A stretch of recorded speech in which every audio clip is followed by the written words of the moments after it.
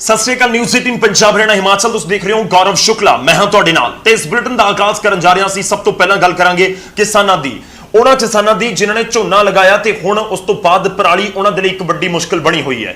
ਬੇਸ਼ੱਕ supreme court ਤੱਕ ਦੇ ਵੱਲੋਂ ਮਨਾਹੀ ਕੀਤੀ ਗਈ ਹੈ ਕਿ ਪਰਾਲੀ ਨੂੰ ਅੱਗ ਨਹੀਂ ਲਗਾਈ ਜਾ ਸਕਦੀ, ਪਰ ਬਾਵਜੂਦ ਇਸ ਦੇ ਕਿਸਾਨ ਦੱਸ ਰਹੇ ਨੇ ਆਪਣੀ ਮਜਬੂਰੀ ਤੇ ਇਸ ਮਜਬੂਰੀ ਦੇ ਵਿਚਾਲੇ ਮਜਬੂਰੀ ਦੱਸਣ ਦੇ ਵਿਚਾਲੇ ਉਹਨਾਂ ਦੇ ਵੱਲੋਂ ਪਰਾਲੀ ਨੂੰ ਅੱਗ ਲਗਾਈ ਵੀ ਜਾ ਰਹੀ ਹੈ। ਜਿਹਾਂ ਸੂਬੇ ਦੇ ਵਿੱਚ ਝੋਨੇ ਦੀ ਖਰੀਦ ਜਾਰੀ ਹੈ ਤੇ ਇਸ ਵਿਚਾਲੇ ਸਰਕਾਰ ਕਿਸਾਨਾਂ ਨੂੰ ਪਰਾਲੀ ਨਾ ਸਾੜਨ ਦੇ ਲਈ ਕਹਿ ਰਹੀ ਹੈ, ਅਪੀਲ ਕਰ ਰਹੀ ਹੈ, ਪਰ ਕੁਝ ਕਿਸਾਨ ਅਜੇ ਵੀ ਪਰਾਲੀ ਨੂੰ ਅੱਗ ਲਗਾ ਰਹੇ ਨੇ। ਕਿਸਾਨਾਂ ਨੇ ਕਿਹਾ ਕਿ ਉਹ ਤਾਂ ਮਜਬੂਰ ਹੋ ਕੇ ਪਰਾਲੀ ਨੂੰ ਸਾੜਦੇ ਨੇ।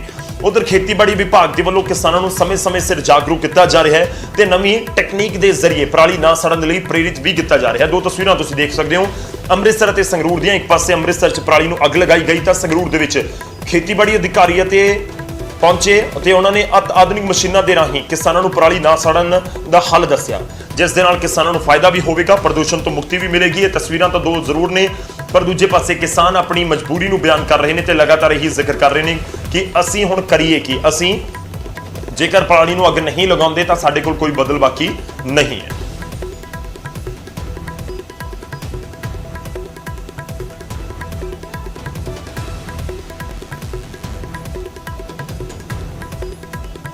देखिए सर, पराली जलाना जो हमारा शौक नहीं है, इसके लिए हमें सरकार ने ही मजबूर किया है।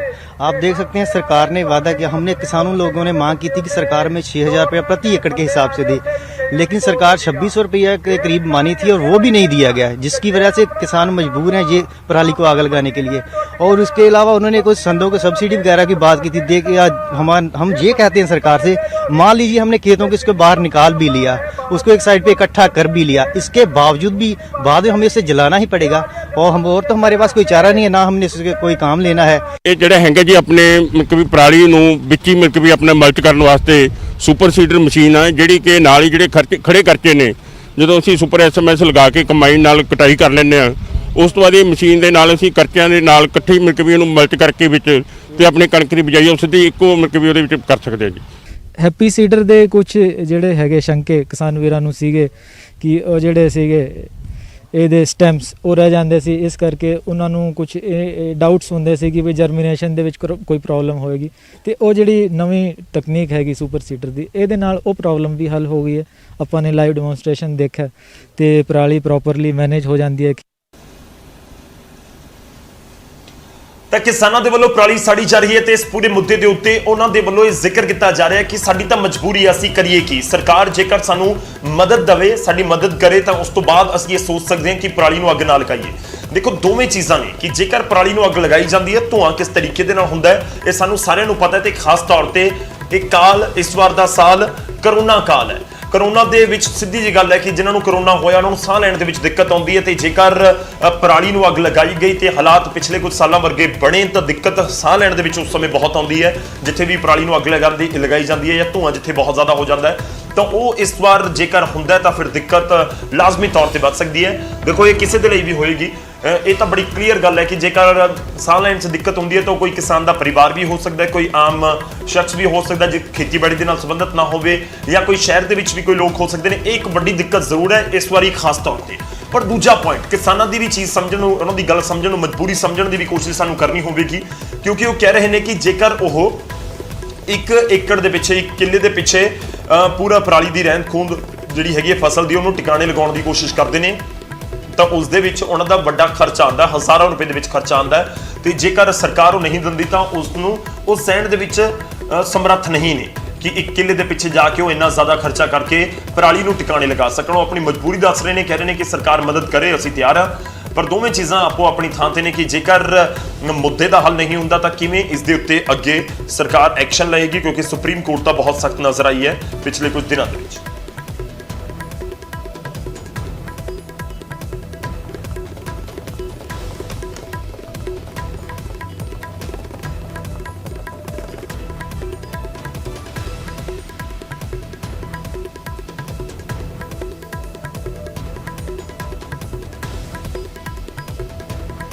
ਅਸੀਂ ਸੁਪਰੀਮ ਕੋਰਟ ਦਾ ਜ਼ਿਕਰ ਕਰ ਰਹੇ ਹਾਂ ਤਾਂ ਸੁਪਰੀਮ ਕੋਰਟ ਇਸ ਪੂਰੇ ਮਾਮਲੇ ਦੇ ਵਿੱਚ ਬਹੁਤ ਸਖਤ ਹੈ ਪਰਾਲੀ ਸਾੜਨ ਨੂੰ ਲੈ ਕੇ। ਸੁਪਰੀਮ ਕੋਰਟ ਦੇ ਵੱਲੋਂ ਵੀ ਟਿੱਪਣੀ ਕੀਤੀ ਗਈ। ਦਰਅਸਲ ਪਰਾਲੀ ਸਾੜਨ ਦੇ ਮੁੱਦੇ ਉੱਤੇ ਸੁਪਰੀਮ ਕੋਰਟ ਦੇ ਵੱਲੋਂ ਜਿਹੜੇ ਸਕੱਤਰ ਨੇ ਸੂਬਿਆਂ ਦੇ ਉਹਨਾਂ ਨੂੰ ਤਲਬ ਕਰ ਲਿਆ ਗਿਆ, ਜਿਸ ਦੇ ਵਿੱਚ ਪੰਜਾਬ, ਹਰਿਆਣਾ, ਦਿੱਲੀ ਤੇ ਯੂਪੀ ਦੇ ਮੁੱਖ ਸਕੱਤਰ ਨੇ, ਜਿਨ੍ਹਾਂ ਨੂੰ ਤਲਬ ਕੀਤਾ ਗਿਆ। ਸੁਪਰੀਮ ਕੋਰਟ ਨੇ ਪਰਾਲੀ ਦੇ ਹੱਲ ਦੇ ਲਈ ਇਹਨਾਂ ਸੂਬਿਆਂ ਤੋਂ ਜਵਾਬ ਮੰਗਿਆ, ਕਿਉਂਕਿ ਇਹੀ ਸੂਬੇ ਸਭ ਤੋਂ ਜ਼ਿਆਦਾ ਪ੍ਰਭਾਵਿਤ ਨੇ, ਜਿੱਥੇ ਵੱਡੀ ਗਿਣਤੀ ਦੇ ਵਿੱਚ ਫਸਲਾਂ ਨੂੰ ਅੱਗ ਵੀ ਲੱਗਦੀ ਹੈ, ਚਾਹੇ ਪੰਜਾਬ ਹੋਵੇ, ਹਰਿਆਣਾ ਹੋਵੇ, ਯੂਪੀ ਹੋਵੇ, ਤੇ ਦਿੱਲੀ ਵੀ ਉਸ ਦੇ ਨਾਲ ਖਾਸਾ ਪ੍ਰਭਾਵਿਤ ਹੈ, ਕਿਉਂਕਿ ਦਿੱਲੀ ਦੇ ਵਿੱਚ ਇਹ ਲਗਾਤਾਰ ਦਿੱਲੀ ਦੀ ਸਰਕਾਰ ਇਲਜ਼ਾਮ ਲਗਾਉਂਦੀ ਆਈ ਹੈ ਕਿ ਇੱਥੋਂ ਪਹੁੰਚਦਾ ਹੈ ਜਿਹੜਾ ਧੂਆਂ ਪੰਜਾਬ, ਹਰਿਆਣਾ ਤੋਂ ਤੇ ਦਿੱਲੀ ਵਾਸੀਆਂ ਨੂੰ ਬਹੁਤ ਤੰਗ ਕਰਦਾ ਹੈ।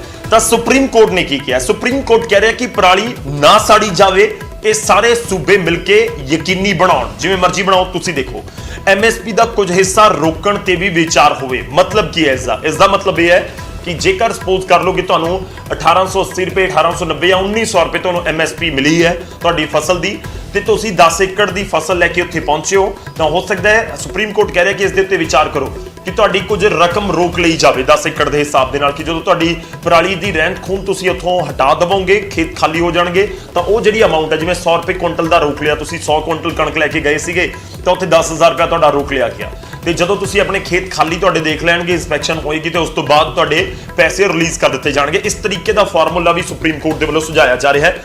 ਤੇ ਨਾਲ ਹੀ ਇਹ ਵੀ ਕਿਹਾ ਗਿਆ ਕਿ ਸੂਬਿਆਂ ਦੇ ਸੁਝਾਅ ਤੋਂ ਬਾਅਦ ਹੀ ਸੁਪਰੀਮ ਕੋਰਟ ਦੇ ਵੱਲੋਂ ਕੋਈ ਫੈਸਲਾ ਲਿਆ ਜਾਵੇਗਾ। ਦਿੱਲੀ NCR ਦੇ ਵਿੱਚ ਪ੍ਰਦੂਸ਼ਣ ਸੰਬੰਧੀ ਜਨਹਿਤ ਪਟੀਸ਼ਨ ਦੇ ਉੱਤੇ ਨੋਟਿਸ ਜਾਰੀ ਕੀਤਾ ਗਿਆ। ਸੁਪਰੀਮ ਕੋਰਟ ਨੇ ਸਲਾਹ ਤੇ ਵਿਚਾਰ ਕਰਨ ਤੇ ਸਹਿਮਤੀ ਪ੍ਰਗਟ ਕੀਤੀ ਕਿ ਘੱਟੋ ਘੱਟ ਸਮਰਥਨ ਮੁੱਲ ਦਾ ਇੱਕ ਹਿੱਸਾ ਰੋਕ ਕੇ ਕਿਸਾਨਾਂ ਨੂੰ ਉਸ ਵੇਲੇ ਜਾਰੀ ਕੀਤਾ ਜਾਣਾ ਚਾਹੀਦਾ ਹੈ ਜਦੋਂ ਇਸ ਗੱਲ ਦੀ ਪੁਸ਼ਟੀ ਹੋ ਜਾਵੇ ਕਿ ਉਹਨਾਂ ਨੇ ਪਰਾਲੀ ਨਹੀਂ ਸਾੜੀ। ਅਦਾਲਤ ਨੇ ਕੇਸ ਦੀ ਸੁਣਵਾਈ 16 ਅਕਤੂਬਰ ਨੂੰ ਪਾਉਂਦਿਆਂ ਪੰਜਾਬ, ਹਰਿਆਣਾ, ਦਿੱਲੀ ਤੇ ਉੱਤਰ ਪ੍ਰਦੇਸ਼ ਦੇ ਮੁੱਖ ਸਕੱਤਰਾਂ ਨੂੰ ਕੇਸ ਦੀ ਅਗਲੀ ਸੁਣਵਾਈ ਮੌਕੇ ਅਦਾਲਤ ਦੇ ਵਿੱਚ ਹਾਜ਼ਰ ਹੋਣ ਨੂੰ ਵੀ ਕਿਹਾ ਹੈ।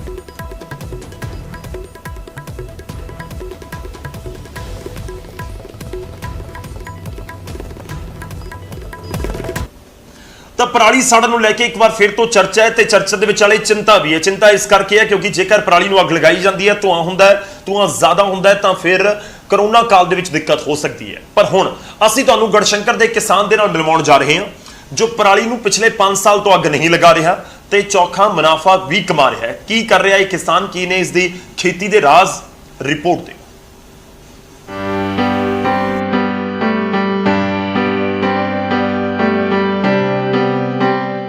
ਪੰਜਾਬ 'ਚ ਝੋਨੇ ਦੀ ਕਟਾਈ ਦਾ ਸੀਜ਼ਨ ਚੱਲ ਰਿਹਾ ਤੇ ਇਸ ਦੇ ਨਾਲ ਹੀ ਪਰਾਲੀ ਸਾੜਨ ਦਾ ਮੁੱਦਾ ਵੀ ਗਰਮਾ ਗਿਆ। ਹਰ ਸਾਲ ਦੀ ਤਰ੍ਹਾਂ ਇਸ ਵਾਰ ਵੀ ਸਰਕਾਰ ਦੇ ਵੱਲੋਂ ਕਿਸਾਨਾਂ ਨੂੰ ਪਰਾਲੀ ਨਾ ਸਾੜਨ ਦੀ ਅਪੀਲ ਕੀਤੀ ਜਾ ਰਹੀ ਹੈ, ਪਰ ਕਈ ਕਿਸਾਨ ਆਪਣੀ ਮਜਬੂਰੀ ਦੱਸਦੇ ਹੋਏ ਪਰਾਲੀ ਨੂੰ ਅੱਗ ਦੇ ਹਵਾਲੇ ਕਰ ਰਹੇ ਨੇ। ਸੋ ਇਸ ਦੇ ਵਿਚਾਲੇ ਤੁਹਾਨੂੰ ਮਿਲਵਾਉਂਦੇ ਹਾਂ ਨੌਜਵਾਨ ਕਿਸਾਨ ਦੇ ਨਾਲ। ਗੜਸ਼ੰਕਰ ਦੇ ਪਿੰਡ ਕੋਟਲਾ ਦਾ ਰਹਿਣ ਵਾਲਾ ਦਲੇਰ ਸਿੰਘ ਹੋਰਨਾਂ ਕਿਸਾਨਾਂ ਦੇ ਲਈ ਮਿਸਾਲ ਬਣਿਆ ਹੋਇਆ ਹੈ, ਜੋ ਪਿਛਲੇ 5 ਸਾਲਾਂ ਤੋਂ ਪਰਾਲੀ ਨੂੰ ਬਿਨਾਂ ਅੱਗ ਲਗਾਏ 70 ਏਕੜ ਜ਼ਮੀਨ ਦੇ ਵਿੱਚ ਖੇਤੀ ਕਰ ਰਿਹਾ। ਮਾਲਪੁਰ ਵਾਲੇ ਜਾਂ KVK ਵਾਲੇ, ਮਾਲਪੁਰ ਵਾਲੇ, ਇਹਨਾਂ ਨੇ ਸਾਨੂੰ ਇਸ ਗੱਲ ਨੂੰ ਪ੍ਰੇਰਿਤ ਕੀਤਾ ਵੀ ਅੱਗ ਨਹੀਂ ਲਗਾਉਣੀ ਚਾਹੀਦੀ, ਜਿੱਦਾਂ ਕਿ ਇਸ ਨਾਲ ਆਪਣਾ ਜ਼ਰੂਰੀ ਪੌਸ਼ਟਿਕ ਤੱਤ ਨੇ ਜਿਹੜੇ ਉਹ ਖਰਾਬ ਹੁੰਦੇ ਨੇ। ਅਸੀਂ ਉਹਨਾਂ ਦੇ ਕਹਿਣ ਦੇ ਉਪਰੰਤ ਇਹ ਅੱਗ ਲਗਾਉਣੀ ਬੰਦ ਕੀਤੀ ਉਸ ਸਾਲ ਤੋਂ, ਤੇ ਖੇਤਾਂ ਦੇ ਵਿੱਚ ਸਿੱਧੀ ਬਿਜਾਈ ਹੈਪੀ ਸੀਡਰ ਦੇ ਨਾਲ ਕਰਨੀ ਸ਼ੁਰੂ ਕੀਤੀ ਸੀ। ਦੇਖੋ ਜੀ, ਅੱਗ ਲਗਾਉਣ ਨਾਲ ਇੱਕ ਤਾਂ ਵਾਤਾਵਰਨ ਜੋ ਆਪਣਾ ਦੂਸ਼ਿਤ ਹੁੰਦਾ, ਤੇ ਮੇਨ ਜਿਹੜੇ ਪੌਸ਼ਟਿਕ ਤੱਤ ਨੇ, ਸਾਡੀ ਜ਼ਮੀਨ ਦੇ ਉਪਜਾਊ ਤੱਤ ਨੇ, ਉਹ ਸਾਰੇ ਸਾਡੇ ਖਰਾਬ ਹੁੰਦੇ ਆ। ਇਸ ਲਈ ਸਾਨੂੰ ਅੱਗ ਨਹੀਂ ਲਗਾਉਣੀ ਚਾਹੀਦੀ। ਆਉਣੇ ਵਾਲਾ ਜਿਹੜੀਆਂ ਨਸਲਾਂ ਸਾਨੂੰ ਇਹ ਬਚਾਉਣੀਆਂ ਚਾਹੀਦੀਆਂ। ਨੌਜਵਾਨ ਕਿਸਾਨ ਦਲੇਰ ਸਿੰਘ ਨੇ ਹੋਰਨਾਂ ਕਿਸਾਨਾਂ ਨੂੰ ਵੀ ਪ੍ਰੇਰਿਤ ਕੀਤਾ, ਜਿਸ ਦਾ ਅਸਰ ਇਹ ਹੋਇਆ ਕਿ ਹੁਣ ਪੂਰਾ ਪਿੰਡ ਪਰਾਲੀ ਸਾੜਨ ਤੋਂ ਤੌਬਾ ਕਰ ਚੁੱਕਾ ਹੈ ਤੇ ਸਿੱਧੀ ਬਿਜਾਈ ਕਰਕੇ ਜਿੱਥੇ ਵਾਤਾਵਰਨ ਨੂੰ ਸਾਫ਼ ਸੁਥਰਾ ਰੱਖਿਆ ਜਾ ਰਿਹਾ, ਉੱਥੇ ਜ਼ਮੀਨ ਦੀ ਉਪਜਾਊ ਸ਼ਕਤੀ ਵੀ ਬਰਕਰਾਰ ਰੱਖੀ ਜਾ ਰਹੀ ਹੈ। ਬਸ ਕੁਛ ਤਾਂ ਸਾਨੂੰ ਖੇਤੀਬਾੜੀ ਮਹਿਕਮੇ ਨੇ ਵੀ ਪ੍ਰੇਰਿਤ ਕੀਤਾ, ਕੁਛ ਸਾਡੇ ਮਨ ਦਾ ਵੀ ਵਿਚਾਰ ਸੀਗਾ ਵੀ ਇਹ ਜਿਹੜਾ ਭਲੇ ਦਾ ਕੰਮ ਕਰਨਾ ਚਾਹੀਦਾ। ਜੀਵ ਜੰਤੂ ਜਲਦੇ ਨੇ, ਪੌਸ਼ਟਿਕ ਤੱਤ ਜਲਦੇ ਨੇ, ਜਿਹਦੇ ਨਾਲ ਜ਼ਮੀਨ ਦੀ ਉਪਜਾਊ ਸ਼ਕਤੀ ਖਤਮ ਹੁੰਦੀ ਹੈ। ਉੱਥੇ ਖੇਤੀਬਾੜੀ ਮਾਹਿਰਾਂ ਦੇ ਵੱਲੋਂ ਵੀ ਨੌਜਵਾਨ ਕਿਸਾਨ ਦੀ ਸ਼ਲਾਘਾ ਕੀਤੀ ਜਾ ਰਹੀ ਹੈ ਤੇ ਹੋਰਨਾਂ ਕਿਸਾਨਾਂ ਨੂੰ ਵੀ ਪ੍ਰੇਰਿਤ ਕੀਤਾ ਜਾ ਰਿਹਾ ਹੈ ਤਾਂ ਕਿ ਵੱਧ ਤੋਂ ਵੱਧ ਕਿਸਾਨ ਇਸ ਪਹਿਲ ਦਾ ਹਿੱਸਾ ਬਣ ਸਕਣ। ਬਹੁਤ ਸਾਰੇ ਕਿਸਾਨ ਭਰਾ ਜਿਹੜੀਆਂ ਮਹਿਕਮੇ ਵੱਲੋਂ ਦਿੱਤੀਆਂ ਗਈਆਂ ਤਕਨੀਕਾਂ ਦੇ ਹਿਸਾਬ ਨਾਲ ਪਰਾਲੀ ਦੀ ਜਿਹੜੀ ਆ ਖੇਤਾਂ ਦੇ ਵਿੱਚ ਹੀ ਵਾਹ ਕੇ ਫਸਲੀ ਰਹਿੰਦ ਖੂੰਹਦ ਦਾ ਪ੍ਰਬੰਧਨ ਕਰਦੇ ਹਨ। ਉਸ ਦੇ ਸਬੰਧ ਦੇ ਵਿੱਚ ਮਹਿਕਮੇ ਵੱਲੋਂ ਖੇਤਾਂ ਵਿੱਚ ਪਰਾਲੀ ਨੂੰ ਵਾਹਣ ਲਈ ਸਬਸਿਡੀ ਵੀ ਦਿੱਤੀ ਜਾਂਦੀ ਹੈ। ਸੋ ਲੋੜ ਹੈ ਹੋਰਨਾਂ ਕਿਸਾਨਾਂ ਦੇ ਵਿੱਚ ਵੀ ਇਸ ਪ੍ਰਤੀ ਵੱਧ ਤੋਂ ਵੱਧ ਜਾਗਰੂਕਤਾ ਫੈਲਾਈ ਜਾਵੇ ਤੇ ਸਰਕਾਰ ਨੂੰ ਵੀ ਇਸ ਸੰਬੰਧੀ ਕਿਸਾਨਾਂ ਦੀ ਬਾਂਹ ਫੜਨ ਦੀ ਜ਼ਰੂਰਤ ਹੈ ਤਾਂ ਜੋ ਵੱਧਦੇ ਪ੍ਰਦੂਸ਼ਣ ਨੂੰ ਰੋਕਿਆ ਜਾ ਸਕੇ ਤੇ ਜ਼ਮੀਨ ਦੀ ਉਪਜਾਊ ਸ਼ਕਤੀ ਨੂੰ ਬਰਕਰਾਰ ਰੱਖਿਆ ਜਾ ਸਕੇ। ਗੜਸ਼ੰਕਰ ਤੋਂ ਸੰਜੀਵ ਕੁਮਾਰ, ਨਿਊਜ਼ 18 ਪੰਜਾਬ।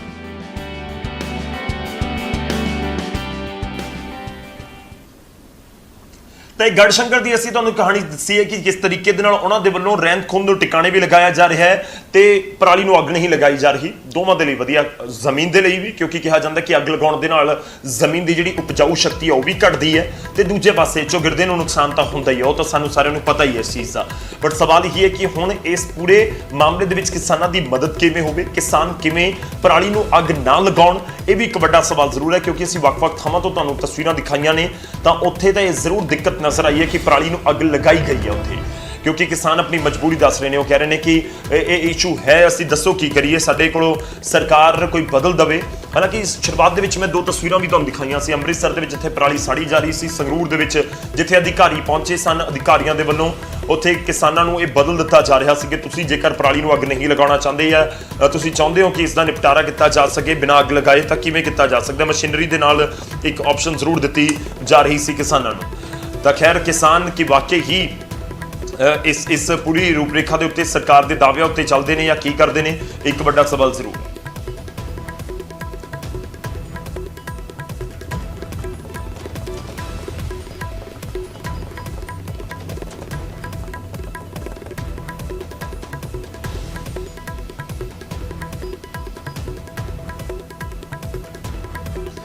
ਸਿੱਧਾ ਅੰਮ੍ਰਿਤਸਰ ਦਾ ਰੁਖ ਕਰਦੇ ਹਾਂ ਅਸੀਂ। ਅੰਮ੍ਰਿਤਸਰ ਤੋਂ ਸਾਡੇ ਸਹਿਯੋਗੀ ਅਮਿਤ ਸ਼ਰਮਾ ਇਸ ਸਮੇਂ ਸਾਡੇ ਨਾਲ ਜੁੜ ਰਹੇ ਨੇ, ਉਹਨਾਂ ਤੋਂ ਸਮਝਣ ਦੀ ਕੋਸ਼ਿਸ਼ ਕਰਾਂਗੇ।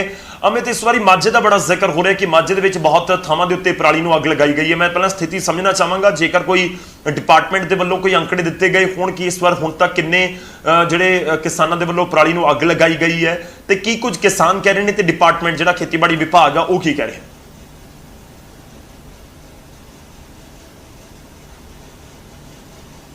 ਜੀ ਗੌਰਵ, ਬਿਲਕੁਲ ਪਹਿਲਾਂ ਅੰਕੜੇ ਤੁਹਾਨੂੰ ਦੱਸਣਾ ਚਾਹਾਂਗੇ ਕਿਉਂਕਿ ਇਸ ਵੇਲੇ ਕਈ ਵਾਰੀ ਖੇਤੀਬਾੜੀ ਅਧਿਕਾਰੀਆਂ ਨੇ ਕਈ ਨੋਡਲ ਅਫਸਰਾਂ ਨੂੰ ਤੈਨਾਤ ਕੀਤਾ ਤਾਂ ਕਿ ਪਰ ਲੋਕ ਜਿਹੜੇ ਕਿਸਾਨ ਹੈ ਪਰਾਲੀ ਨੂੰ ਅੱਗ ਨਾ ਲਾਉਣ। ਲੇਕਿਨ ਕਿਸਾਨਾਂ ਲਈ ਵੀ ਬੜੀ ਮੁਸ਼ਕਲਾਂ ਦੇ ਦਿਨ ਹੈ ਕਿਉਂਕਿ ਪਰਾਲੀ ਨੂੰ ਅੱਗ ਲਾਉਣਾ ਉਹਨਾਂ ਦੀ ਮਜਬੂਰੀ ਬਣ ਜਾਂਦਾ ਹੈ। ਕਿਉਂਕਿ ਤੁਸੀਂ ਦੇਖ ਸਕਦੇ ਹੋ ਸਭ ਤੋਂ ਪਹਿਲਾਂ ਤਸਵੀਰਾਂ ਜਿੱਥੇ ਕਿਸਾਨਾਂ ਨੇ ਪਰਾਲੀ ਨੂੰ ਅੱਗ ਲਾਈ ਹੈ, ਕਿਉਂਕਿ ਹਰ ਵਾਰੀ ਜਿਹੜੀ ਸਰਕਾਰ ਵੱਲੋਂ ਕਿਸਾਨਾਂ ਨੂੰ ਵਾਅਦੇ ਕੀਤੇ ਜਾਂਦੇ ਨੇ ਕਿ ਉਹਨਾਂ ਨੂੰ ਪਰਾਲੀ ਨੂੰ ਅੱਗ ਨਾ ਲਾਏ ਤੇ ਪਰ ਏਕੜ ਦੇ ਹਿਸਾਬ ਨਾਲ ਉਹਨਾਂ ਨੂੰ ਪੈਸੇ ਦਿੱਤੇ ਜਾਓਗੇ। ਹਾਲਾਂਕਿ ਕੋਰਟ ਦੇ ਵੀ ਆਰਡਰ ਹੋਏ ਸੀ, 2500 ਰੁਪਇਆ ਪੰਜਾਬ ਸਰਕਾਰ ਨੇ ਕਿਹਾ ਸੀ ਕਿ ਕਿਸਾਨਾਂ ਨੂੰ ਦਿੱਤਾ ਜਾਏਗਾ ਤੇ ਉਹ ਪਰਾਲੀ ਜਿਹੜੀ ਕਿਸਾਨਾਂ ਦੀ ਖੁਦ ਉਹ ਸੰਭਾਲਣਗੇ। ਲੇਕਿਨ ਜਦੋਂ ਕਿਸਾਨਾਂ ਨਾਲ ਵਾਅਦੇ ਨਹੀਂ ਪੂਰੇ ਕੀਤੇ ਜਾਂਦੇ, ਕਿਉਂਕਿ ਪਿਛਲੀ ਵਾਰ ਇਹ ਵੀ ਕਿਹਾ ਗਿਆ ਸੀ ਕਿ ਕੁਝ ਮਸ਼ੀਨਾਂ ਵੀ ਕਿਸਾਨਾਂ ਨੂੰ ਦਿੱਤੀਆਂ ਜਾਣਗੀਆਂ ਤਾਂ ਕਿ ਪਰਾਲੀ ਨੂੰ ਅੱਗ ਨਾ ਲਗਾ ਸਕਣ, ਲੇਕਿਨ ਕਿਸਾਨਾਂ ਅੱਗੇ ਮਜਬੂਰੀ ਬਣ ਜਾਂਦਾ ਕਿਉਂਕਿ ਕਿਸਾਨਾਂ ਨੂੰ ਨਾ ਤੇ ਸਰਕਾਰ ਦੇ ਵਾਅਦੇ ਪੂਰੇ ਕੀਤੇ ਗਏ ਤੇ ਨਾ ਹੀ ਜਿਹੜੀ ਮਸ਼ੀਨਾਂ ਸਰਕਾਰ ਦੁਆਰਾ ਕਹੀਆਂ ਗਈਆਂ ਸੀ ਉਹ ਦਿੱਤੀਆਂ ਗਈਆਂ। ਹੁਣ ਆਲੂ ਦੀ ਬਿਜਾਈ ਕਿਸਾਨਾਂ ਨੇ ਕਰਨੀ ਹੈ ਤੇ ਜਿਹੜੀ ਪਹਿਲੀ ਕਟਾਈ ਹੋਈ ਹੈ ਉਸ ਦੇ ਜਿਹੜੇ ਬੀਜ ਜ਼ਮੀਨ ਦੇ ਵਿੱਚ ਰਹਿੰਦੇ ਨੇ ਉਸ ਨੂੰ ਪੂਰੀ ਤਰ੍ਹਾਂ ਸਾਫ਼ ਕਰਨ ਲਈ ਤਾਂ ਕਿ ਆਲੂ ਦੀ ਜਿਹੜੀ ਬਿਜਾਈ ਚੰਗੀ ਤਰ੍ਹਾਂ ਹੋ ਸਕੇ, ਉਸ ਦੀ ਖੇਤੀ ਚੰਗੀ ਤਰ੍ਹਾਂ ਆ ਸਕੇ। ਸੋ ਕਿਸਾਨਾਂ ਲਈ ਇੱਕ ਜ਼ਰੂਰੀ ਹੋ ਜਾਂਦਾ ਪਰਾਲੀ ਨੂੰ ਅੱਗ ਲਾਉਣਾ। ਲੇਕਿਨ ਅਗਰ ਜਿਹੜੀ ਸਰਕਾਰ ਦੁਆਰਾ ਉਹਨਾਂ ਨੂੰ ਜਿਹੜੀ ਮਸ਼ੀਨਾਂ ਪ੍ਰੋਵਾਈਡ ਕੀਤੀਆਂ ਜਾਂਦੀਆਂ ਹੈ ਤੇ ਮਸ਼ੀਨਾਂ ਦੇ ਰਾਹੀਂ ਉਸ ਪਰਾਲੀ ਨੂੰ ਸਾਂਭ ਸੰਭਾਲ ਹੋ ਸਕਦੀ ਹੈ ਤਾਂ ਕਿ ਫਿਰ ਕਿਸਾਨਾਂ ਨੂੰ ਕੋਈ ਜ਼ਰੂਰਤ ਨਹੀਂ ਰਹਿੰਦੀ ਕਿ ਉਹ ਪਰਾਲੀ ਨੂੰ ਅੱਗ ਨਾ ਲਾਉਣ। ਲੇਕਿਨ ਜਦੋਂ ਉਹਨਾਂ ਨੂੰ ਮਸ਼ੀਨਾਂ ਨਹੀਂ ਮਿਲਦੀਆਂ, ਸਰਕਾਰ ਦੁਆਰਾ ਵਾਅਦਾ ਕੀਤਾ ਜਾਂਦਾ ਹੈ ਮਸ਼ੀਨਾਂ ਦਿੱਤੀਆਂ ਜਾਣਗੀਆਂ, ਲੇਕਿਨ ਜਦੋਂ ਮਸ਼ੀਨਾਂ ਨਹੀਂ ਦਿੱਤੀਆਂ ਜਾਂਦਾ ਫਿਰ ਕਿਸਾਨਾਂ ਦੀ ਇੱਕ ਮਜਬੂਰੀ ਹੋ ਜਾਂਦੀ ਹੈ ਪਰਾਲੀ ਨੂੰ ਅੱਗ ਲਾਉਣਾ ਤਾਂ ਕਿ ਜਿਹੜੀ ਅਗਲੀ ਫਸਲ ਹੈ ਉਹਦੀ ਗਰੋਥ ਸਹੀ ਹੋ ਸਕੇ, ਸਹੀ ਤਰ੍ਹਾਂ ਉਹ ਪੱਕ ਸਕੇ। ਸਭ ਤਰੀਕੇ ਨਾਲ ਪਰਾਲੀ ਨੂੰ ਅੱਗ ਲਗਾ ਕੇ ਜ਼ਮੀਨ ਨੂੰ ਪੂਰੀ ਤਰ੍ਹਾਂ ਸਾਫ਼ ਕਰਕੇ ਤੇ ਉਸ ਦੀ ਬਾਅਦ 'ਚ ਜਿਹੜੀ ਬਿਜਾਈ ਅੱਗੋਂ ਆਲੂ ਦੀ, ਕਿਉਂਕਿ ਹੁਣ ਆਲੂ ਦੀ ਖੇਤੀ ਹੋਣੀ ਹੈ ਤੇ ਉਹ ਸਾਫ਼ ਸੁਥਰੀ ਫਸਲ ਕਿਸਾਨ ਪੈਦਾ ਕਰ ਸਕੇ। ਜੀ ਗੌਰਵ ਜੀ, ਸ਼ੁਕਰੀਆ, ਧੰਨਵਾਦ ਸਾਡੇ ਨਾਲ ਜੁੜਨ ਦੇ ਲਈ, ਇਸ ਪੂਰੀ ਗੱਲਬਾਤ ਦੇ ਲਈ। ਅਮਿਤ, ਜਿਸ ਤਰੀਕੇ ਨਾਲ ਤੁਸੀਂ ਜ਼ਿਕਰ ਕੀਤਾ ਹੈ ਕਿਉਂਕਿ ਕਿਸਾਨਾਂ ਦੀ ਮਜਬੂਰੀ ਨੂੰ ਅਸੀਂ ਪਹਿਲਾਂ ਹੀ ਕਿਹਾ ਕਿ ਸਮਝਣ ਦੀ ਤਾਂ ਜ਼ਰੂਰਤ ਹੈ। ਬੜਾ ਸਿੱਧਾ ਜਿਹਾ ਫਾਰਮੂਲਾ ਹੁੰਦਾ ਹੈ ਕਿ ਜੇਕਰ ਤੁਹਾਡਾ ਕਿਸੇ ਚੀਜ਼ ਦੇ ਵਿੱਚ ਨੁਕਸਾਨ ਹੋ ਰਿਹਾ ਕਿ ਵਾਕਈ ਤੁਸੀਂ ਕਰੋਗੇ, ਤੁਸੀਂ ਖੇਤੀਬਾੜੀ ਦੇ ਨਾਲ ਜੁੜੇ ਹੋਏ ਹੋ ਜਾਂ ਨਹੀਂ ਜੁੜੇ ਹੋਏ ਹੋ ਇਸ ਦਾ ਕੋਈ ਫਰਕ ਨਹੀਂ ਪੈਂਦਾ। ਪਰ ਜੇਕਰ ਤੁਸੀਂ ਕੋਈ ਵੀ ਕੰਮ ਕਰ ਰਹੇ ਹੋ, ਕੋਈ ਨੌਕਰੀ ਕਰ ਰਹੇ ਹੋ, ਕੋਈ ਦੁਕਾਨ ਚਲਾ ਰਹੇ ਹੋ, ਕੋਈ ਫੈਕਟਰੀ ਚਲਾ ਰਹੇ ਹੋ, ਕੋਈ ਬਿਜ਼ਨਸ ਕਰ ਰਹੇ ਹੋ, ਕਿਸੇ ਵੀ ਤਰ੍ਹਾਂ ਦਾ ਕੰਮ ਕਰ ਰਹੇ ਹੋ, ਤੁਸੀਂ ਬਹੁਤ ਸਿੱਧਾ ਜਿਹਾ ਫਾਰਮੂਲਾ ਹੈ ਕਿ ਜੇਕਰ ਤੁਹਾਨੂੰ ਕਿਸੇ ਕੰਮ ਦੇ ਵਿੱਚ ਘਾਟਾ ਪੈ ਰਿਹਾ ਹੈ ਤਾਂ ਕੀ ਤੁਸੀਂ ਉਹ ਕੰਮ ਕਰੋਗੇ, ਇਹ ਹੀ ਕਿਸਾਨ ਪੁੱਛ ਰਹੇ ਨੇ। ਪਰ ਦੂਜੇ ਪਾਸੇ ਸਵਾਲ ਇਹ ਵੀ ਹੈ ਕਿ ਉਸ ਦੇ ਨਾਲ ਦਿੱਕਤ ਕਿੰਨੀ ਜ਼ਿਆਦਾ ਹੋ ਰਹੀ ਹੈ ਕਿ ਜੇਕਰ ਪ੍ਰਦੂਸ਼ਣ ਹੋ ਰਿਹਾ ਹੈ ਤਾਂ ਉਹ ਸਭ ਦੇ ਲਈ ਹੋ ਰਿਹਾ ਹੈ, ਉਹ ਕਿਸਾਨਾਂ ਦੇ ਲਈ ਵੀ ਹੋ ਰਿਹਾ। ਤੁਸੀਂ ਸੋਚ ਕੇ ਦੇਖੋ ਕਿ ਇੱਕ ਪਿੰਡ ਜਿਸ ਦੇ ਨਾਲ ਜ਼ਮੀਨਾਂ ਹੀ ਹੁੰਦੀਆਂ ਨੇ ਆਮ ਤੌਰ ਤੇ, ਤਾਂ ਉਹ ਸਾਰੀਆਂ ਜ਼ਮੀਨਾਂ ਦੇ ਵਿੱਚ ਅੱਗ ਲਗਾਈ ਗਈ ਹੋਵੇ ਤੇ ਉਹ ਸਾਰਾ ਪਿੰਡ ਦਾ ਹਾਲ ਕੀ ਹੋਏਗਾ। ਉਹ ਪਰਾਲੀ ਸਾੜਨ ਤੋਂ ਬਾਅਦ ਪਿੰਡ ਦੇ ਵਿੱਚ ਸਾਹ ਲੈਣਾ ਔਖਾ ਹੋ ਜਾਏਗਾ। ਉੱਥੇ 1000 ਲੋਕ ਰਹਿੰਦੇ ਹੋਣ, 2000 ਦੀ ਆਬਾਦੀ ਹੋਵੇ ਜਾਂ 5000 ਦੀ ਪਿੰਡ ਦੇ ਵਿੱਚ ਆਬਾਦੀ ਹੋਵੇ, ਤਾਂ ਉੱਥੇ ਲੋਕਾਂ ਦਾ ਕੀ ਹਾਲ ਹੋਏਗਾ। ਖਾਸ ਤੌਰ ਤੇ ਕਰੋਨਾ ਦੇ ਇਸ ਕਾਲ ਦੇ ਵਿੱਚ ਜੇ 2-4 ਰੱਬ ਨਾ ਕਰੇ ਅਜਿਹਾ ਹੋਵੇ ਕਿ 2-4 ਲੋਕਾਂ ਨੂੰ ਕਰੋਨਾ ਵੀ ਹੋ ਰੱਖਿਆ ਹੋਇਆ, ਉਹਨਾਂ ਨੂੰ ਸਾਹ ਲੈਣ 'ਚ ਦਿੱਕਤ ਆਉਂਦੀ ਹੈ ਤਾਂ ਬਹੁਤ ਵੱਡੀ ਪ੍ਰੋਬਲਮ ਹੋ ਸਕਦੀ ਹੈ। ਖਾਸ ਤੌਰ ਤੇ ਮੈਂ ਇਸ ਸਾਲ ਦਾ ਇਸ ਕਰਕੇ ਜ਼ਿਕਰ ਕਰ ਰਿਹਾ ਕਿ ਇਹ ਕਰੋਨਾ ਵਾਲਾ ਤਾਂ ਬੜੀ ਦਿੱਕਤ ਵਾਲੀ ਗੱਲ ਇਸ ਵਾਰ ਹੈਗੀ।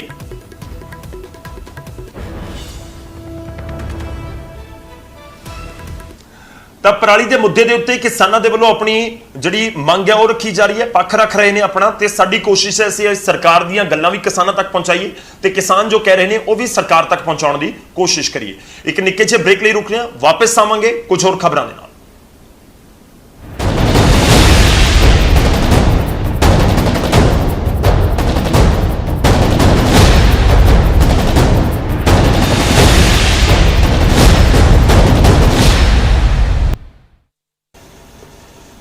ਬ੍ਰੇਕ ਤੋਂ ਬਾਅਦ ਇੱਕ ਵਾਰ ਫਿਰ ਤੋਂ ਤੁਹਾਡਾ ਸਵਾਗਤ ਹੈ। ਅਸੀਂ ਗੱਲ ਕਿਸਾਨਾਂ ਦੀ ਬ੍ਰੇਕ ਤੋਂ ਪਹਿਲਾਂ ਕਰ ਰਹੇ ਸੀ ਕਿ ਕਿਸਾਨਾਂ ਨੂੰ ਪਰਾਲੀ ਦੀ ਵਜ੍ਹਾ ਦੇ ਨਾਲ ਦਿੱਕਤਾਂ ਹੋ ਰਹੀਆਂ ਨੇ। ਸਰਕਾਰ ਕਹਿ ਰਹੀ ਹੈ ਕਿ ਪਰਾਲੀ ਨਾ ਸਾੜੋ, ਪਰ ਪਰਾਲੀ ਸਾੜੀ ਜਾ ਰਹੀ ਹੈ। ਪਰ ਇਸ ਸਭ ਦੇ ਵਿਚਾਲੇ ਕਿਸਾਨ ਤਾਂ ਆਪਣੀ ਫਸਲ ਲੈ ਕੇ ਮੰਡੀਆਂ ਦੇ ਵਿੱਚ ਵੀ ਪਹੁੰਚ ਰਹੇ ਨੇ, ਪਰ ਮੰਡੀਆਂ ਦੇ ਵਿੱਚ ਵੀ ਦਿੱਕਤਾਂ ਦੀ ਘਾਟ ਨਹੀਂ ਹੈ। ਜੀ ਹਾਂ, ਮੰਡੀਆਂ ਦੇ ਵਿੱਚ ਬਦ ਇੰਤਜ਼ਾਮੀਆਂ ਸਾਹਮਣੇ ਆਈਆਂ ਨੇ ਪੰਜਾਬ ਦੇ ਵਿੱਚ ਵੱਖ-ਵੱਖ ਥਾਵਾਂ ਤੋਂ। ਖਾਸ ਤੌਰ ਤੇ ਅਸੀਂ ਲੁਧਿਆਣਾ ਦਾ ਜ਼ਿਕਰ ਕਰਾਂਗੇ। ਝੋਨੇ ਦੇ ਸੀਜ਼ਨ ਦੌਰਾਨ ਮੰਡੀਆਂ 'ਚ ਬਦ ਇੰਤਜ਼ਾਮੀ ਕਿਸਾਨਾਂ ਦੇ ਲਈ ਦਿੱਕਤਾਂ ਖੜੀਆਂ ਕਰ ਰਹੀ ਹੈ। ਲੁਧਿਆਣਾ ਦੇ ਵਿੱਚ ਫਸਲ ਦੀ ਖਰੀਦ ਦੇ ਵਿੱਚ ਦੇਰੀ ਤੋਂ ਕਿਸਾਨ ਪਰੇਸ਼ਾਨ ਨੇ। ਕੁਝ ਨਾ ਕੁਝ ਕਮੀ ਦੱਸ ਕੇ ਖਰੀਦ ਦੇ ਵਿੱਚ ਦੇਰ ਕੀਤੀ ਜਾ ਰਹੀ ਹੈ, ਕਿਸਾਨਾਂ ਦਾ ਇਲਜ਼ਾਮ ਹੈ। ਉਧਰ ਅਜਨਾਲਾ ਦੇ ਵਿੱਚ ਵੀ ਸਰਕਾਰੀ ਖਰੀਦ ਦੇ ਵਿੱਚ ਦੇਰ ਹੋ ਰਹੀ ਹੈ। ਰੋਪੜ ਦੇ ਵਿੱਚ ਗੇਟ ਪਾਸ ਲੈਣ ਦੇ ਵਿੱਚ ਕਿਸਾਨਾਂ ਨੂੰ ਮਸ਼ੱਕਤ ਕਰਨੀ ਪੈ ਰਹੀ ਹੈ। ਸੂਬੇ ਦੀਆਂ ਮੰਡੀਆਂ ਦੇ ਵਿੱਚ ਪੀਣ ਦੇ ਪਾਣੀ ਦਾ ਵੀ ਇੰਤਜ਼ਾਮ ਨਹੀਂ, ਇਹ ਵੀ ਕਿਸਾਨਾਂ ਦੇ ਵੱਲੋਂ ਇਲਜ਼ਾਮ ਲਗਾਇਆ ਜਾ ਰਿਹਾ ਹੈ। ਮੰਡੀ ਬੋਰਡ ਦੇ ਵੱਲੋਂ ਤਾਂ ਇਹ ਕਿਹਾ ਗਿਆ ਸੀ ਕਿ ਸਾਡੇ ਇੰਤਜ਼ਾਮ ਪੂਰੇ ਨੇ, ਅਸੀਂ ਸਮੇਂ ਤੋਂ ਪਹਿਲਾਂ ਹੀ ਸਰਕਾਰੀ ਖਰੀਦ ਸ਼ੁਰੂ ਕਰ ਰਹੇ ਹਾਂ। ਖਾਸ ਤੌਰ ਤੇ ਤੁਸੀਂ ਦੇਖਿਆ ਹੋਵੇਗਾ ਕਿ 26-27 ਤਰੀਕ ਤੋਂ ਹੀ ਆਮ ਤੌਰ ਤੇ ਸਾਰੀਆਂ ਥਾਵਾਂ ਦੇ ਉੱਤੇ ਜਿਹੜੀ ਸਰਕਾਰੀ ਖਰੀਦ ਇਸ ਵਾਰ ਸ਼ੁਰੂ ਕਰ ਦਿੱਤੀ ਗਈ, ਜੋ ਕਿ 1 ਅਕਤੂਬਰ ਤੋਂ ਸ਼ੁਰੂ ਹੁੰਦੀ ਹੈ। ਪਰ ਕਿ ਇੰਤਜ਼ਾਮ ਮੁਕੰਮਲ ਨਹੀਂ ਸੀ, ਕਿ ਇੰਤਜ਼ਾਮਾਂ ਨੂੰ ਲੈ ਕੇ ਕੋਈ ਤਿਆਰੀ ਨਹੀਂ ਕੀਤੀ ਗਈ ਸੀ, ਇੱਕ ਵੱਡਾ ਸਵਾਲ ਜ਼ਰੂਰ ਹੈ। ਪਰ ਇਸ ਸਭ ਦੇ ਵਿਚਾਲੇ ਇਲਜ਼ਾਮਾਂ ਦੀ ਝੜੀ ਹੈ ਕਿਸਾਨਾਂ ਦੇ ਵੱਲੋਂ ਜੋ ਲਗਾਈ ਜਾ ਰਹੀ ਹੈ।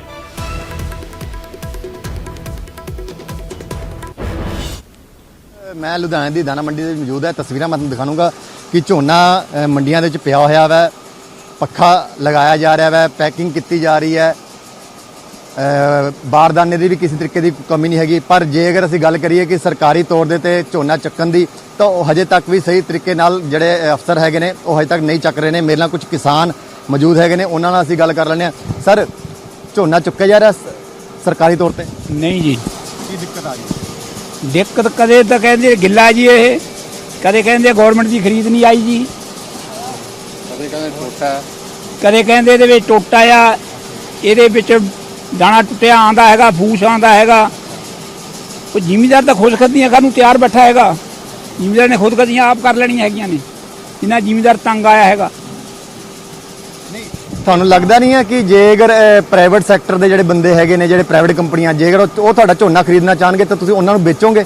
ਲੱਗਦਾ ਵਾ ਕਿ ਜੇਕਰ ਕਿਉਂਕਿ ਸਰਕਾਰੀ ਝੋਨਾ ਸਰਕਾਰ ਚੱਕਦੀ ਨਹੀਂ ਪਈ ਹੈ, ਪ੍ਰਾਈਵੇਟ ਨੂੰ ਤੁਸੀਂ ਆਪਣਾ ਵੇਚਣਾ ਪਸੰਦ ਕਰੋਗੇ, ਨਹੀਂ ਕਰੋਗੇ? ਨਹੀਂ ਜੀ ਨਹੀਂ, ਅਸੀਂ ਗਵਰਨਮੈਂਟ ਨੂੰ ਵੇਚਣਾ ਪਸੰਦ ਕਰਾਂਗੇ। ਕਿਉਂ? ਕਿਉਂ ਗਵਰਨਮੈਂਟ ਨੂੰ ਸਾਡੇ ਝੋਨੇ ਨੂੰ ਚੱਕੂਗੀ, ਜਿਹੜਾ ਵਪਾਰੀ ਆ ਉਹ ਵੱਧ ਚੱਕ ਕੇ ਖਰੀਦ ਕਰੇ। ਨਹੀਂ, ਜੇਕਰ ਤੁਹਾਨੂੰ ਪ੍ਰਾਈਵੇਟ ਕੰਪਨੀਆਂ ਪੈਸੇ ਮੁੱਲ ਵਧੀਆ ਦੇਣਗੀਆਂ ਤਾਂ ਤੁਸੀਂ ਉਹਨਾਂ ਨੂੰ ਵੇਚੋਗੇ? ਪ੍ਰਾਈਵੇਟ ਵਾਲਿਆਂ ਨੇ ਸਾਨੂੰ ਮੁੱਲ ਵਧੀਆ ਦੇਣਾ ਹੀ ਨਹੀਂ ਜੀ। ਅਸੀਂ ਕਹਾਂਗੇ ਜੀ, ਜਿਹੜਾ ਸਾਡਾ ਝੋਨਾ ਹੈ ਆੜਤੀਆਂ ਨਾਲ ਸਾਡਾ ਲੈਣ ਦੇਣ ਚੱਲਦਾ ਹੈ। ਆੜਤੀ ਬਗੈਰ ਸਾਡਾ ਗੁਜ਼ਾਰਾ ਨਹੀਂ ਹੈਗਾ। ਝੋਨਾ ਗਵਰਨਮੈਂਟ ਕੀਤੇ, ਆੜਤੀਆਂ ਨਾਲ ਹੀ ਖਰੀਦੇ ਤੇ ਸਾਨੂੰ ਜਿਹੜਾ ਪੈਸਾ ਧੇਲਾ ਆੜਤੀਆਂ ਨੂੰ ਮਿਲਦਾ, ਸਾਡੀ 10-5 ਹਜ਼ਾਰ ਦੀ ਜਿਹੜੀ ਗਰਜ ਉਹ ਸਾਰਦੇ ਨੇ ਆੜਤੀ। ਸਾਫ਼ ਤੌਰ ਤੇ ਕਿ ਇਹਨਾਂ ਦੀ ਜਿਹੜੀ ਲੋੜ ਹੁੰਦੀ ਹੈ, ਉਸ ਕਰਕੇ ਕਿਤੇ ਨਾ ਕਿਤੇ ਆੜਤੀਆਂ ਨੂੰ ਇਹ ਆਪਣਾ ਮੀਡੀਏਟਰ ਬਣਾਉਂਦੇ ਨੇ। ਤੇ ਉਸ ਕਰਕੇ ਤੇ ਦੂਜੇ ਪਾਸੇ ਬੇਸ਼ੱਕ ਇਸ ਵੇਲੇ ਸਰਕਾਰੀ ਤੌਰ ਤੇ ਉੱਤੇ ਜਿਹੜੀ ਇਹਨਾਂ ਦੀ ਝੋਨੇ ਦੀ ਫਸਲ ਹੈਗੀ ਆ, ਉਸ ਨੂੰ ਸਰਕਾਰ ਹਜੇ ਨਹੀਂ ਚੁੱਕ ਰਹੀ ਹੈ, ਕੋਈ ਨਾ ਕੋਈ ਉਸ ਦੇ ਵਿੱਚ ਕਮੀ ਕੱਢ ਰਹੀ ਹੈ ਤੇ ਇਸ ਚੀਜ਼ ਨੂੰ ਲੈ ਕੇ ਕਿਸਾਨ ਪਰੇਸ਼ਾਨ ਹੋ ਰਹੇ। ਲੁਧਿਆਣਾ ਤੋਂ ਕੈਮਰਾਮੈਨ ਮਨੀਸ਼ ਦੇ ਨਾਲ ਰੋਹਿਤ ਗੌੜ, ਨਿਊਜ਼ 18। ਹਾਲਾਤ ਜੀ ਹਲੇ ਕੋਈ ਹਾਲਾਤਾਂ ਦਾ ਸਮਾਚਾਰ ਨਹੀਂ ਲੱਗ ਰਿਹਾ, ਕੁਝ ਨਹੀਂ ਪਤਾ ਲੱਗ ਰਿਹਾ। ਹਲੇ ਮਾੜਾ ਥੋੜਾ ਮਾਲ ਆਉਂਦਾ, ਕਿਸੇ ਦਾ 2 ਟਰਾਲੀਆਂ, ਕਿਸੇ ਦੀ 1 ਟਰਾਲੀ, ਤੇ ਹਲੇ ਕੋਈ ਨਾ ਹੀ ਤੇ ਕੋਈ ਇੰਸਪੈਕਟਰ ਆ ਰਿਹਾ, ਨਾ ਹੀ ਹਲੇ ਕੋਈ ਖਰੀਦ ਦਾ ਪਤਾ ਲੱਗਦਾ। ਜਿਹੜਾ ਆਉਂਦਾ ਕੋਈ ਬੋਰੀਆਂ 'ਚ ਪਾ ਦਿੰਦੇ ਆ, ਆੜਤੀਏ ਪਾ ਕੇ ਰੱਖ ਲੈਂਦੇ ਆ। ਇਹ ਨਹੀਂ ਪਤਾ ਵੀ ਸਰਕਾਰ ਲਊਗੀ ਜਾਂ ਵਪਾਰੀ ਲਊਗਾ, ਜਾਂ ਹਲੇ ਕੋਈ ਕੋਈ ਸਮਾਚਾਰ ਨਹੀਂ। ਸਰਕਾਰੀ ਖਰੀਦ ਅਜੇ 1-2 ਏਜੰਸੀਆਂ ਨੇ ਸ਼ੁਰੂ ਕੀਤੀ ਹੈ, ਪਰ ਤਕਰੀਬਨ ਅਜੇ ਦੇਖਿਆ ਜਾਵੇ ਮਾਲ ਘੱਟ ਹੋਣ ਕਰਕੇ ਇੰਨੀ ਸ਼ੁਰੂ ਨਹੀਂ ਹੋਈ। ਕਿੰਨਾ ਕੁ ਮਾਲ ਆਇਆ ਜੀ ਮੰਡੀ 'ਚ? ਮਾਲ 5 ਤੋਂ 6000 ਬੋਰੀ ਹੋ ਗਈ ਝੋਨੇ ਦੀ। ਤੇ ਖਰੀਦ 'ਚ ਕੋਈ ਦਿੱਕਤ ਆ ਰਹੀ ਹੈ ਜੀ? ਖਰੀਦ ਅਜੇ ਏਜੰਸੀਆਂ ਆਉਣਗੀਆਂ ਜੀ, ਅੱਜ ਪਹਿਲਾ ਦਿਨ ਵੀ ਆਉਣਗੀਆਂ। ਹੁਣ 10 ਕਿੱਲੇ ਮਾਲ ਸੁੱਟਿਆ ਵਾ ਤੇ ਚੁੱਕਣ ਡਏ ਨਹੀਂ ਜੀ। ਪਹਿਲਾਂ ਤੇ ਸੁਕਾ ਕੇ ਵਢਾਓ, ਅਸੀਂ ਸੁਕਾ ਕੇ ਵਢਾਇਆ, ਹੁਣ 10-12 ਮੋਚਰ ਆਉਂਦੇ ਅਜੇ ਵੀ ਨਹੀਂ ਚੁੱਕਣ ਡਏ। ਉਦੋਂ ਤੇ ਅਸੀਂ ਰੋਣ ਡਏ ਆ, ਮੰਡੀਆਂ ਦੇ ਵਿੱਚ ਬੈਠੇ ਆ, ਕੋਈ ਸੁਣਵਾਈ ਨਹੀਂ ਹੋ ਰਹੀ। ਕਿੰਨੇ ਕਿੱਲਿਆਂ ਦਾ ਸਮਾਨ ਲੈ ਜੀ? ਇਹ 10 ਕਿੱਲਿਆਂ ਦਾ ਮਾਲ ਪਿਆ ਜੀ। 10 ਦਿਨ ਹੋ ਗਏ ਆ ਝੋਨਾ ਲਿਆਂਦੇ ਨੂੰ, ਬੋਰੀਆਂ 'ਚ ਵੀ ਪਿਆ ਵਾ, ਇਸ ਤਰ੍ਹਾਂ ਵੀ ਖਰਾਬ ਹੋਣ ਡਿਆ, ਬਹੁਤ ਮੁਸ਼ਕਲ ਆਉਣ ਡਈ। ਕੈਪਟਨ ਸਾਹਿਬ ਤੇ ਬਿਆਨ ਦੇਈ ਜਾਂਦੇ ਆ ਵੀ ਦਾਣਾ ਦਾਣਾ ਚੁੱਕਾਂਗੇ। ਸਰਦਾਰ ਹਰਪ੍ਰਤਾਪ ਸਿੰਘ ਵੀ ਨਾਲਾ ਉਹ ਵੀ ਕਹਿ ਰਿਹਾ ਵੀ ਦਾਣਾ ਦਾਣਾ ਚੁੱਕਾਂਗੇ, ਪਰ ਕੋਈ ਇੱਥੇ ਨਹੀਂ ਪਹੁੰਚ ਰਿਹਾ। ਤਾਂ ਅਨਾਜ ਮੰਡੀ ਦੇ ਹਾਲਾਤ ਅਸੀਂ ਤੁਹਾਨੂੰ ਦਿਖਾਉਣ ਦੀ ਕੋਸ਼ਿਸ਼ ਕਰ ਰਹੇ ਹਾਂ ਵੱਖ-ਵੱਖ ਥਾਵਾਂ ਦੇ ਉੱਤੇ, ਚਾਹੇ ਰੋਪੜ ਹੋਵੇ, ਅਜਨਾਲਾ ਹੋਵੇ ਜਾਂ ਫਿਰ ਲੁਧਿਆਣਾ। ਪਰ ਇਸ ਸਭ ਦੇ ਵਿਚਾਲੇ ਬਠਿੰਡਾ ਦੇ ਵਿੱਚ ਜਿਹੜੇ ਅਨਾਜ ਮੰਡੀ ਦੇ ਵਿੱਚ ਕੰਮ ਕਰਨ ਵਾਲੇ ਮਜ਼ਦੂਰ ਨੇ ਉਹ ਵੀ ਪਰੇਸ਼ਾਨ ਨਜ਼ਰ ਆਏ ਨੇ। ਤੇ ਤੁਹਾਨੂੰ ਦੱਸ ਦਈਏ, ਅਨਾਜ ਮੰਡੀ ਦੇ ਵਿੱਚ ਮਜ਼ਦੂਰ, ਬਠਿੰਡਾ ਦੀ ਅਨਾਜ ਮੰਡੀ ਦੇ ਵਿੱਚ ਮਜ਼ਦੂਰ ਹੜਤਾਲ ਤੇ ਚਲੇ ਗਏ ਨੇ। ਵਜ੍ਹਾ ਕੀ ਹੈ ਉਹ ਵੀ ਤੁਹਾਨੂੰ ਦੱਸ ਦਿੰਦੇ। ਜਿੱਥੇ ਮੰਡੀਆਂ ਦੇ ਵਿੱਚ ਕਿਸਾਨ ਪਰੇਸ਼ਾਨ ਨੇ, ਉੱਥੇ ਲੇਬਰ ਵਾਲੇ ਵੀ ਤੁਸੀਂ ਦੇਖ ਸਕਦੇ ਹੋ ਪਰੇਸ਼ਾਨ ਨਜ਼ਰ ਆ ਰਹੇ ਨੇ, ਕਿਉਂਕਿ ਇਹਨਾਂ ਦੇ ਆਪਦੇ ਕੰਮਕਾਰ ਦੇ ਫਰਕ ਪੈ ਰਿਹਾ। ਤਸਵੀਰਾਂ ਤੁਸੀਂ ਦੇਖ ਸਕਦੇ ਹੋ, ਵੱਡੀ ਗਿਣਤੀ ਦੇ ਵਿੱਚ ਮਜ਼ਦੂਰ ਨੇ। ਇਹਨਾਂ ਨੇ ਮੰਡੀ ਦੇ ਵਿੱਚ ਕੰਮਕਾਜ ਬੰਦ ਕਰ ਦਿੱਤਾ, ਕਿਉਂਕਿ ਸਰਕਾਰ ਜੋ ਨਰਮੇ ਦੀ ਖਰੀਦ ਕਰ ਰਹੀ ਹੈ ਉਸ ਦੇ ਵਿੱਚ ਇਹਨਾਂ ਦੀ ਲੇਬਰ ਨਹੀਂ ਲਈ ਜਾਂਦੀ। ਤਾਂ ਕਰਕੇ ਸਾਰੇ ਮਜ਼ਦੂਰ ਨੇ ਬਠਿੰਡਾ ਦੀ ਮੰਡੀ ਦੇ ਵਿੱਚ ਇਹਨਾਂ ਨੇ ਕੰਮਕਾਜ ਬੰਦ ਕਰ ਦਿੱਤਾ। ਆਪਾਂ ਮਜ਼ਦੂਰਾਂ ਨਾਲ ਗੱਲਬਾਤ ਕਰਦੇ ਹਾਂ। ਕੀ ਗੱਲ ਹੈ ਜੀ, ਕਿਸ ਗੱਲ ਨੂੰ ਕਿਸ ਗੱਲ ਨੂੰ ਲੈ ਕੇ ਕੰਮਕਾਜ ਬੰਦ ਕੀਤਾ? ਇਸ ਗੱਲ ਕਰਕੇ ਕੰਮ ਬੰਦ ਕੀਤਾ ਜੀ। ਸਾਡਾ ਜਿਹੜਾ ਸੀਸ਼ੇ ਨੇ ਹੁਣ ਸਰਕਾਰੀ ਬੋਲੀ ਕਰਤੀ, ਉਹ ਕਹਿੰਦੇ ਜੀ ਅਸੀਂ ਤੁਹਾਨੂੰ ਮਜ਼ਦੂਰੀਆਂ ਨਹੀਂ ਦੇਣੀ, ਸਿੱਧਾ ਦਾ ਸਿੱਧਾ ਫੈਕਟਰੀਆਂ 'ਚ ਮਾਲ ਜਾਣਾ ਚਾਹੀਦਾ ਜੀ। ਅਸੀਂ ਚਾਹੁੰਦੇ 6-6 ਮਹੀਨੇ ਬੌਕਰਾਂ ਮਾਰਦੇ ਹਾਂ। ਅਸੀਂ ਜ਼ਿਮੀਂਦਾਰ ਤੇ ਆਸ ਰੱਖੀ ਬੈਠੇ, ਸਾਡੇ ਕਿਸਾਨ ਭਰਾ ਦਾ ਜਿਹੜਾ ਮਾਲ ਆਣਾ ਨਰਮਾ ਝੋਨਾ ਅਸੀਂ ਖੁਦ ਤੋਲਾਂਗੇ ਜੀ। ਸਾਨੂੰ ਉਹਦੀ ਮਜ਼ਦੂਰੀ ਮਿਲਣੀ ਚਾਹੀਦੀ ਹੈ। ਅਸੀਂ ਨਰਮਾ ਤਾਂ ਇਹ ਕਹਿ ਦਿੰਦੇ ਫੈਕਟਰੀਆਂ ਸਿੱਧਾ ਅਸੀਂ ਤੋਲ ਦਾਂਗੇ, ਜਿਹੜਾ ਝੋਨਾ ਗਿੱਲਾ ਆ ਜਾਂਦਾ ਅਸੀਂ ਖਿਲਾਰਦੇ ਹਾਂ, ਉਹਨਾਂ ਦੀ ਸਾਨੂੰ ਕੋਈ ਆੜ੍ਹਤੀਆਂ ਤੋਂ ਮਜ਼ਦੂਰੀ ਨਹੀਂ ਮਿਲਦੀ, 5 ਪੈਸੇ ਨਹੀਂ ਮਿਲਦੇ, 3-3 4-4 ਦਿਨ ਅਸੀਂ ਖਿਲਾਰਦੇ ਰਹਿੰਦੇ, ਸਾਡੀ ਲੇਬਰ ਮਰ ਜਾਂਦੀ ਹੈ। ਅਸੀਂ ਚਾਹੁੰਦੇ ਸਾਡਾ ਹੱਕ ਸਾਨੂੰ ਮਿਲਣਾ ਚਾਹੀਦਾ ਜੀ। ਅਸੀਂ ਮੁਕੰਮਲ ਤੌਰ ਤੇ ਕੰਮ ਬਿਲਕੁਲ ਬੰਦ ਕਰਾਂਗੇ ਜੀ। ਜੇ ਸਾਡੀ ਮੰਗਾਂ ਹੋਰ ਨਹੀਂ ਮੰਨਿਆ ਗਿਆ ਤਾਂ ਅਸੀਂ ਹੋਰ ਮੰਡੀਆਂ ਵੀ ਬੰਦ ਕਰਾਵਾਂਗੇ। ਇਹ ਪੰਜਾਬ ਲੈਵਲ ਤੇ ਬੰਦ ਕਰਾਵਾਂਗੇ। ਦੇਖੋ, ਕਿਸਾਨਾਂ ਤੋਂ ਬਿਨਾਂ ਸਾਡਾ ਵੀ ਕੁਝ ਨਹੀਂ। ਬਿਲਕੁਲ ਅਸੀਂ ਉਹਦੇ ਨਾਲ ਸਹਿਮਤ ਹੈ ਜੀ, ਕਿਉਂਕਿ ਕਿਸਾਨ ਨਾਲ ਵੀ ਧੱਕਾਸ਼ਾਹੀ ਹੋ ਰਿਹਾ। ਕਿਉਂਕਿ ਜੋ ਨਰਮਾ ਮਤਲਬ 5600 ਵਿਕ ਰਿਹਾ, ਉਹ 47, 48, 4900 ਵਿਕ ਰਿਹਾ, ਉਹਨੂੰ ਵੀ ਹੈ ਨੁਕਸਾਨ ਘੱਟ ਹੈ। ਪਰ ਅਸੀਂ ਇੱਕ ਗੱਲ ਇਹ ਵੀ ਕਹਿੰਦੇ, ਅਸੀਂ ਕਿਸਾਨਾਂ ਨਾਲ ਖੜੇ ਹਾਂ ਵੀ ਅਸੀਂ ਤਾਂ ਇਹ ਗੱਲ ਕਹਿੰਦੇ ਮੰਡੀ ਵਿੱਚ ਨਰਮਾ ਆਵੇ, ਪੂਰਾ ਰੇਟ ਕਿਸਾਨ ਨੂੰ ਮਿਲੇ, ਸਾਨੂੰ ਸਾਡੀ ਲੇਬਰ ਮਿਲੇ। ਇੱਥੋਂ ਮਤਲਬ ਇੱਕ ਪੱਲੀ ਜਿਵੇਂ ਪਹਿਲਾਂ ਸਿਸਟਮ ਬਣਿਆ ਸੀ ਤੋਲ ਕੇ ਜਾਵੇ, ਇੱਥੋਂ ਸਾਨੂੰ ਇਹੀ ਗੱਲ ਅਸੀਂ ਤਾਂ ਚਾਹੁੰਦੇ ਆ ਸਰਕਾਰ ਨੂੰ ਵੀ ਸਾਡੀ ਮੰਗਾਂ ਇਹ ਜਿਹੜੀਆਂ ਹੈਗੀਆਂ 2-4 ਕੋਈ ਬੜਾ ਵੱਡਾ ਸੰਘਰਸ਼ ਨਹੀਂ। ਅਸੀਂ ਤਾਂ ਆਪ ਮਜ਼ਦੂਰ ਹੈ, ਮਸਾ 6 ਮਹੀਨਿਆਂ ਬਾਅਦ ਕੰਮ ਚੱਲਿਆ ਵੀ ਸਾਨੂੰ, ਅਸੀਂ ਕਿਸਾਨ ਤੋਂ ਬਿਨਾਂ ਸਾਡਾ ਕੁਝ ਨਹੀਂ। ਵੀ ਉਰੇ ਆਵੇ, ਨਰਮਾ ਢੇਰੀ ਹੋਵੇ, ਅਸੀਂ ਤੋਲ ਕੇ ਦਈਏ, ਸਾਨੂੰ ਸਾਰੀ ਮਜ਼ਦੂਰੀ ਮਿਲ ਜੇ, ਕਿਸਾਨ ਨੂੰ ਆਪਦਾ ਰੁਪਈਏ ਪੂਰੇ ਮਿਲਣ ਫਸਲ ਦੇ। ਬਿਲਕੁਲ, ਇਹ ਲੇਬਰ ਵਾਲੇ ਲੋਕ ਨੇ ਜਿਹੜੇ 6-6 ਮਹੀਨੇ ਇੱਥੇ ਮੰਡੀਆਂ 'ਚ ਕੰਮ ਕਰਦੇ ਨੇ। ਮੰਗ ਇਹਨਾਂ ਦੀ ਇਹੀ ਹੈ ਕਿ ਸਰਕਾਰੀ ਜਿਹੜੀ ਖਰੀਦ ਹੁੰਦੀ ਹੈ ਨਰਮੇ ਦੀ, CCI ਖਰੀਦ ਕਰਦੀ ਹੈ ਤਾਂ ਸਿੱਧੀਆਂ ਟਰਾਲੀਆਂ ਫੈਕਟਰੀ ਦੇ ਵਿੱਚ ਲੈ ਕੇ ਜਾਂਦੇ ਨੇ, ਨਾ ਕਿ ਮੰਡੀ ਦੇ ਵਿੱਚ ਫਸਲ ਨਹੀਂ ਆਉਂਦੀ, ਮੰਡੀ 'ਚ ਨਰਮਾ ਨਹੀਂ ਆਉਂਦਾ। ਤਾਂ ਕਰਕੇ ਇਹਨਾਂ ਨੂੰ ਲੇਬਰ ਹੈ, ਲੇਬਰ ਦੇ ਪੈਸੇ ਨਹੀਂ ਮਿਲਦੇ, ਤਾਂ ਕਰਕੇ ਗੁੱਸੇ ਦੇ ਵਿੱਚ ਨੇ। ਕਹਿ ਰਹੇ ਨੇ ਕਿ ਅਗਰ CCI ਜਾਂ ਸਰਕਾਰ ਉਹਨਾਂ ਦੀ ਗੱਲਬਾਤ ਨਹੀਂ ਮੰਨਦੀ ਤਾਂ ਆਉਣ ਵਾਲੇ ਦਿਨਾਂ ਦੇ ਵਿੱਚ ਅੱਜ ਤੋਂ ਬਾਅਦ ਹੀ ਅਸੀਂ ਕੰਮਕਾਜ ਇੱਥੇ ਬੰਦ ਕਰ ਦੇਵਾਂਗੇ, ਝੋਨਾ ਵੀ ਨਹੀਂ ਭਰਾਂਗੇ ਤੇ ਨਰਮੇ ਦੀ ਚੁਕਾਈ ਵੀ ਨਹੀਂ ਕਰਨਗੇ। ਕੈਮਰਾਮੈਨ ਰਜੇਸ਼ ਦੇ ਨਾਲ ਸੂਰਜ ਪਾਨ, ਨਿਊਜ਼ 18 ਬਠਿੰਡਾ। ਤਾਂ ਸਰਕਾਰਾਂ ਦੇ ਦਾਅਵੇ ਇੱਕ ਪਾਸੇ ਨੇ, ਪਰ ਦੂਜੇ ਪਾਸੇ ਜ਼ਮੀਨੀ ਹਕੀਕਤ ਕੀ ਅਸੀਂ ਉਹੀ ਜਾਣਨ ਦੀ ਕੋਸ਼ਿਸ਼ ਕੀਤੀ ਹੈ ਤੇ ਉਹੀ ਤਸਵੀਰਾਂ ਤੁਹਾਡੇ ਤੱਕ ਪਹੁੰਚਾ ਰਹੇ ਹਾਂ। ਮਜ਼ਦੂਰ ਪਰੇਸ਼ਾਨ ਨਜ਼ਰ ਆਏ ਨੇ, ਹੜਤਾਲ ਤੇ ਗਏ ਨੇ ਬਠਿੰਡਾ ਦੇ ਵਿੱਚ, ਜਦਕਿ ਅਜਨਾਲਾ, ਰੋਪੜ, ਲੁਧਿਆਣਾ ਦੀਆਂ ਤਸਵੀਰਾਂ ਵੀ ਤੁਹਾਨੂੰ ਦਿਖਾਈਆਂ, ਉੱਥੇ ਬਦ ਇੰਤਜ਼ਾਮੀ ਮੰਡੀਆਂ ਦੇ ਵਿੱਚ ਸਾਫ਼ ਤੌਰ ਤੇ ਨਜ਼ਰ ਆ ਰਹੀ ਸੀ। ਉਮੀਦ ਕਰਾਂਗੇ ਸਰਕਾਰ ਤੱਕ ਇਹ ਗੱਲਾਂ ਪਹੁੰਚਣਗੀਆਂ ਤੇ ਜਲਦ ਇਸ ਸਭ ਨੂੰ ਦਰੁਸਤ ਕਰਵਾਇਆ ਜਾਵੇਗਾ। ਫਿਲਹਾਲ ਇਸ ਬੁਲੇਟਿਨ ਦੇ ਵਿੱਚ ਇੰਨਾ ਹੀ। ਇਜਾਜ਼ਤ ਦਿਓ, ਧੰਨਵਾਦ।